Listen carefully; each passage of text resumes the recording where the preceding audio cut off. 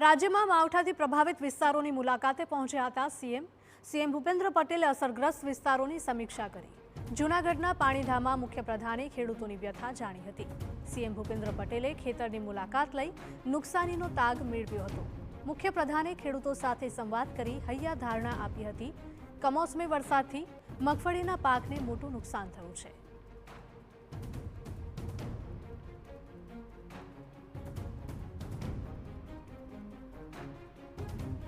ભારે વરસાદના કારણે મગફળી, સોયાબીન અને કપાસના પાકને ભારે નુકસાન થવા પામ્યું છે।